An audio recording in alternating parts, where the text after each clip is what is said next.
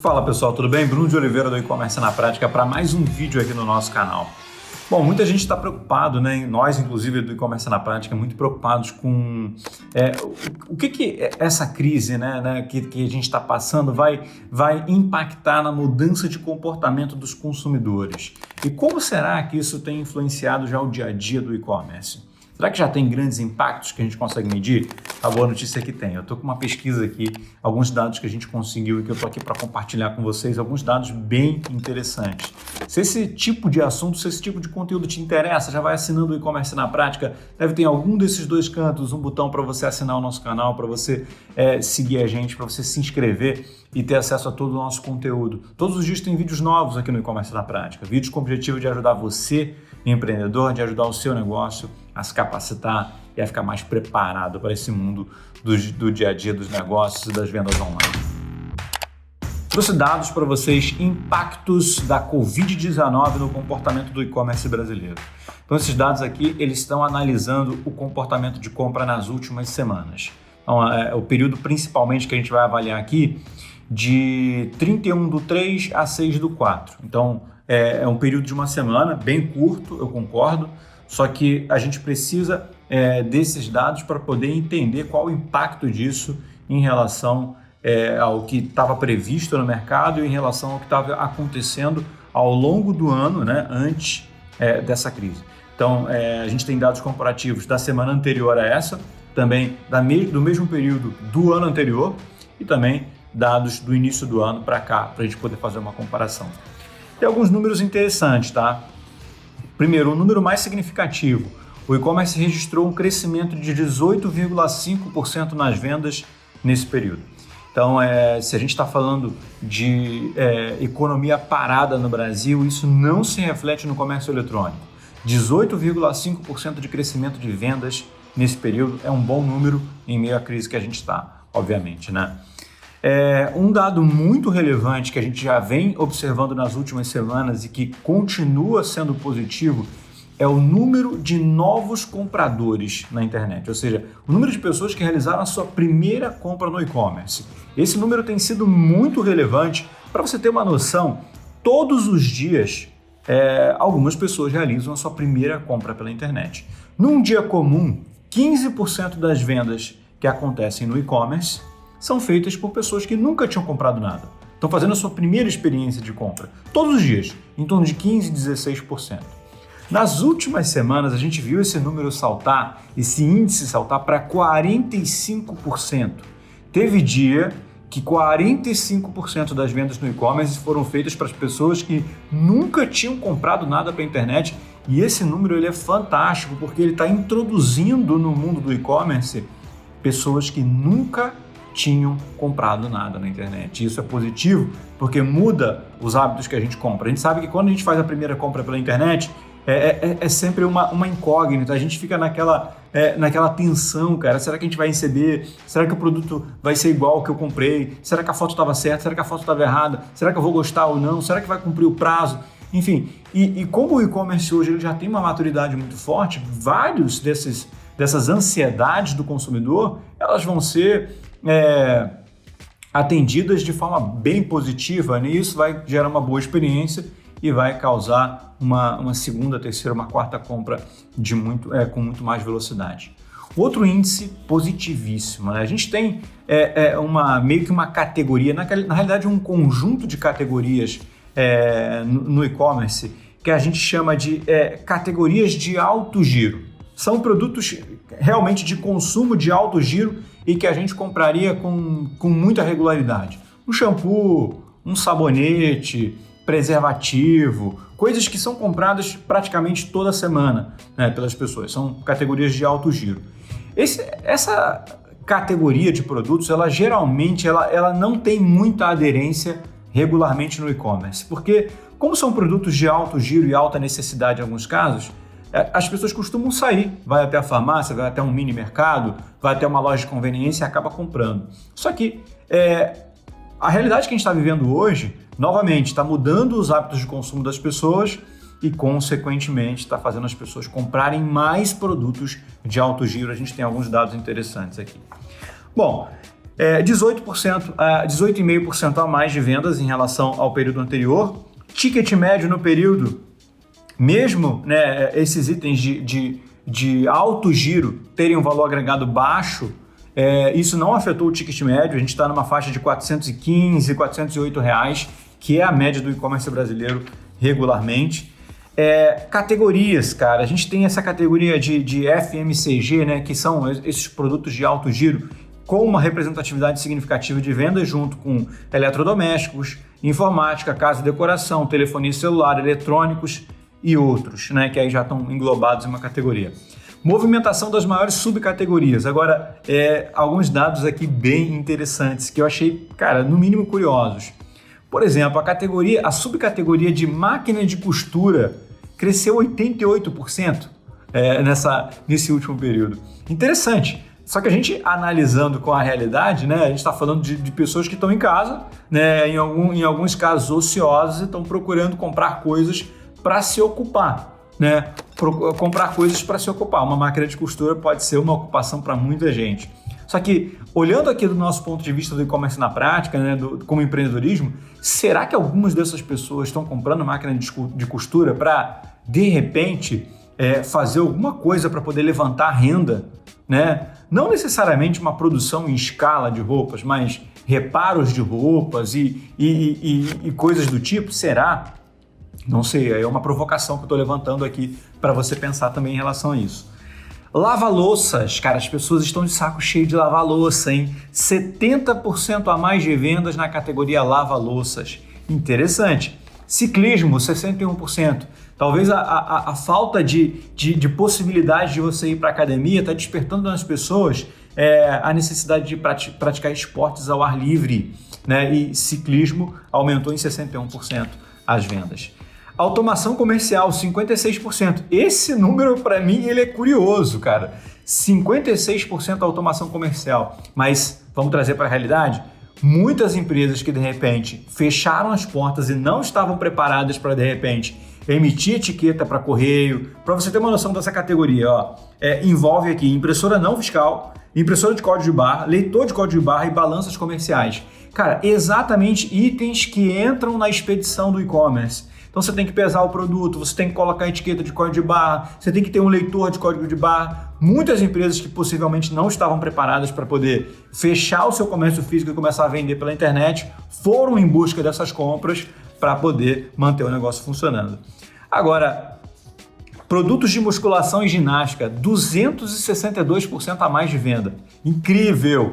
Novamente, as academias fechadas, as pessoas precisando fazer atividade física dentro de casa. Estão comprando ali. Possivelmente aqui a gente não está falando de equipamentos de ginástica, né? Mas aqueles elásticos, colchonete, uma anilha, equipamento de pilates, yoga. Então deve ter sido esse tipo de coisa. A gente está olhando aqui para uma subcategoria, né? A gente não tem detalhe dos produtos, mas é por aí. Cursos de educação, 414% a mais em vendas. E apostilas para concursos, as pessoas estão tirando o tempo livre que elas têm para estudar, mas 600% a mais de venda no período. A evolução de faturamento por região do Brasil não teve grande alteração, Sudeste, Nordeste, Norte, Sul e Centro-Oeste com a mesma variação do normal. Agora, a categoria de produtos de alto giro, que foi aquela que eu falei para vocês, realmente trouxe uma mudança significativa, praticamente o dobro de vendas em relação ao período normal. Top 3, crescimento. Produtos para barba, 39% a mais de vendas. Água de colônia, que é a mesma coisa que um perfume, né, mais ou menos, 39% a mais de venda. Preservativo, 41% a mais de venda. Olha só. E retração, cesta básica caiu 46%. Esse número para mim é curioso, eu tenho visto muitas pessoas comprarem cesta básica para poder ajudar organizações não governamentais, organizações sem fins lucrativos, mas interessante, é um número para a gente poder pensar por que essas cestas básicas não estão de repente sendo vendidas através do e-commerce. Então o mercado corporativo de repente continua comercializando esses produtos. Bronzeador, 22% a menos.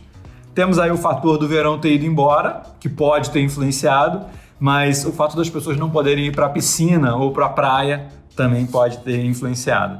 O restante é muita estabilidade aqui, né? Nada muito fora do padrão. Agora, movimento de Páscoa. Cara, esses números são incríveis, incríveis. Olha só, agora é uma comparação em relação ao mesmo período do ano anterior, tá? Cara, mesmo período do ano anterior e também a semana anterior, que também já fazia parte desse volume de Páscoa. A gente tem separado aqui ovos de Páscoa de chocolate, né? Chocolate são os produtos padrão de chocolate, barra, bombons, esse tipo de coisa. E ovos de Páscoa são coisas relacionadas à Páscoa no geral. 360% a mais de vendas em quantidade de pedidos. 360% a mais de vendas em quantidade de pedidos. 614% a mais de faturamento. Isso olhando a categoria ovos de Páscoa. 55% a mais de ticket médio. Incrível. Chocolate, 299% a mais em quantidade de pedidos e 262% a mais em faturamento. No total, né, o agregado da Páscoa trouxe um faturamento a mais para essa categoria no e-commerce de 377%. Fantástico, realmente. As marcas conseguiram se reinventar aos 45 do segundo tempo para vender ovo de Páscoa pela internet. E o movimento de Páscoa que parecia que estava perdido quando decretou o isolamento, e aquilo ali poderia durar um mês e meio, ou seja, até depois da Páscoa, que foi o que de fato aconteceu, né? A Páscoa parecia ser perdida. Cara, as marcas que conseguiram fazer essa transição para o e-commerce rapidamente conseguiram virar esse jogo. Muito bom. E o que está fazendo as pessoas comprarem mais, né? Será que é mais um prazo de entrega mais rápido? Será que é um frete grátis? Essas são coisas que podem nortear a sua estratégia de vendas. Mas falando de frete grátis, não. O frete grátis não foi um impulsionador de vendas nessas últimas semanas, não foi isso que fez as pessoas comprarem pela internet. Então, em média, no Brasil, a gente tem 39% dos pedidos com frete grátis, e essa é a média que a gente se manteve aí na última semana. E prazo de entrega, né? Será que as pessoas, por estarem em casa e por estarem comprando produtos mais essenciais, estão priorizando coisas com entrega rápida? Era uma ideia que eu tinha também. Na realidade, não é. O prazo de entrega prometido, isso não é o prazo de entrega real, tá, pessoal? É o prazo de entrega prometido, aquele prazo que aparece no carrinho de compra. O prazo está mais alto que o normal. Desde que começou a quarentena, desde a semana do dia 17 de março, na realidade, a gente está com um prazo em torno de 18 a 17 dias prometido para entrega. Não significa que esse é o prazo cumprido, mas está claro aqui que todas as empresas, né, aumentaram a promessa de prazo de entrega, talvez contando aí com uma sobrecarga no sistema logístico que aconteceu em alguns momentos, e isso não afetou a decisão de compra do consumidor. Tá? Então, dados interessantes. E principais insights, né? O que fica para os próximos meses, para o próximo trimestre, que é esse segundo trimestre que a gente iniciou recentemente. Uma pesquisa que sempre, nos últimos trimestres, ela é feita geralmente com o consumidor, você pretende comprar o produto XYZ nos próximos meses pela internet? Geralmente essa pesquisa é feita para poder avaliar a propensão das pessoas em comprar pela internet. E a categoria que está, em todos os índices, né, em todas as expectativas de crescimento é alimentos. Alimentos e bebidas é uma das maiores tendências do e-commerce hoje em dia, e essa pergunta ela vinha sendo feita há um tempo. E para você ter uma noção, no segundo trimestre do ano passado, quando foram deparados com essa pergunta, 10% das pessoas falaram que sim, pretendiam comprar alimentos e bebidas pela internet nos próximos meses. No segundo trimestre desse ano, ou seja, na pesquisa mais recente, 21%, ou seja, mais do dobro de pessoas disse que sim, pretende comprar alimentos e bebidas pela internet nos próximos meses. Então, isso dá para a gente um indicativo do que vai acontecer com esse segmento nos próximos meses. Vai continuar crescendo essa categoria de alimentos e bebidas, e todos esses números trazem para a gente um insight e uma estimativa de crescimento para o e-commerce no segundo trimestre em torno de 11%. Essa é a expectativa, né, enquanto a maior parte das categorias da economia brasileira estão prevendo um segundo trimestre desastroso, ou seja, um segundo trimestre ainda pior do que o primeiro, porque no primeiro trimestre a gente teve ali 2 semanas de isolamento. No segundo trimestre a gente vai ter um mês no mínimo, 1 mês e meio, 2 meses, a gente não sabe, mas no mínimo 1 mês, até o final de abril é o que deve durar, né, esse isolamento. Então vai ser o trimestre com mais impacto. E ainda tem o lance da retomada, que a gente não sabe qual vai ser essa velocidade. Então a maioria dos segmentos da economia brasileira e mundial vai sofrer no segundo trimestre. O e-commerce prevê um crescimento de 11% no mínimo. Então, essa é a realidade que a gente tem para o segmento de e-commerce. Eu já tinha falado para vocês em alguns momentos que esse era um mercado à prova de crise, né? Não pela força dele ligada à tecnologia em si, não, mas pela mudança de hábito dos consumidores. E isso vem talvez na maior crise que a gente já viveu ou vai viver, que é essa, né? Isso vem novamente se mostrando um fato extremamente verídico. Eu quero ver sua percepção sobre esses dados que eu falei, né? Qual a categoria de venda, qual a categoria de produto que você mais vende, qual o impacto que está tendo aí, me conta aqui embaixo. Quero ver a tua percepção sobre esses números, sobre esses dados e vamos bater um papo. Agora, lembra de comentar com 2 olhares, cara. Eu quero que você comente com o olhar de lojista, obviamente. Eu quero que você comente com o olhar de consumidor. Será que você, nas últimas semanas, comprou algumas coisas que você não estava acostumado? Cara, eu posso dizer que sim. Eu comprei sal grosso pela internet, cara. Eu nunca imaginei comprar sal grosso. O seguinte, eu comprei carne, obviamente, para fazer churrasco de vez em quando, né, aqui em casa, e não tinha um sal grosso importado que eu costumo usar. E, putz, todos os lugares que eu conheço que vendem isso estavam fechados. Eu encontrei esse sal grosso na internet, comprei e recebi. Ou seja, é um produto que eu nunca imaginava comprar pela internet. Eu comprei sal grosso. Putz, alimentos e bebidas, cara. Tá aí aquela categoria. É isso, pessoal. Espero que você tenha curtido esse vídeo. Se você tem alguns amigos aí que gostariam de ter acesso a esses dados, clica aqui embaixo em compartilhar, pega o link, joga nos grupos de WhatsApp que você faz parte. Tenho certeza que esse vídeo vai ajudar muita gente. Bom, eu sou o Bruno, sou CEO do E-Commerce na Prática. Nós somos a maior escola online de e-commerce do Brasil e além de todo esse conteúdo gratuito que a gente publica aqui no YouTube e em todos os outros canais que a gente tem presença digital, a gente tem treinamentos, consultorias, mentorias que podem ajudar o teu negócio nesse processo de transformação digital. E você que já está no mundo digital, a gente pode te ajudar a vender mais. Fica aqui embaixo o convite para você acessar um link com os nossos treinamentos, com os nossos produtos, para conhecer um pouquinho mais do nosso trabalho. E se você acreditar que precisa da nossa ajuda, vai ser um grande prazer poder contribuir com o teu negócio. Um grande abraço aí e nos vemos no próximo vídeo.